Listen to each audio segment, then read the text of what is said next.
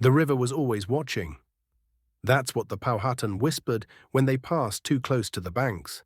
And after what happened to Elias Reed, no one doubted it. Elias was a cooper by trade, a stout man with a stubborn streak and a laugh that used to echo from the palisade walls to the church scaffold. He came on the Susan Constant with dreams of land and a legacy.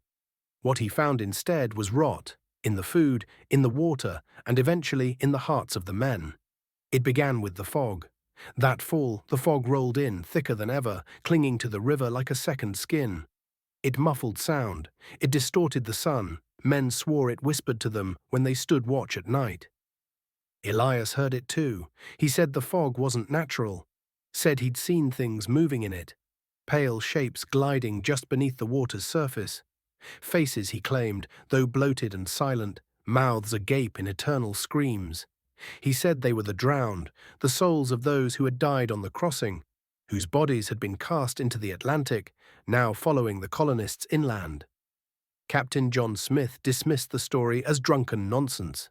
But when Elias stopped sleeping and began drawing symbols in the dirt outside his tent, spirals within spirals, eyes with no pupils, they started to worry.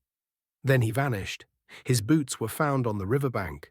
No sign of a struggle, just his empty boots, and a set of wet footprints leading away from the shore, not toward it. They were bare, narrow and long, as if made by something not quite human. A week later, young Thomas Garnett swore he saw Elias standing waist-deep in the river, eyes black as pitch, calling his name in a voice that echoed like wind through a grave. Thomas screamed. By the time others arrived, there was only the fog and the sound of lapping water, like laughter. More sightings followed. At night, the men heard footsteps outside their cabins. Some saw Elias watching them from the tree line, unmoving. The Powhatan refused to come near, calling the area Wahun Senakau's curse.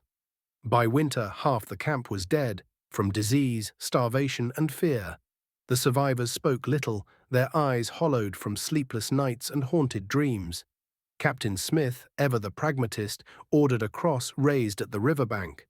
A final prayer was offered in a language the land did not know. The fog lifted the next morning, but they still say, when the mist rolls in heavy and the river is quiet, you can see Elias Reed standing just beneath the surface, smiling with that same toothy grin, waiting, listening, calling, because the river remembers, and it is always watching.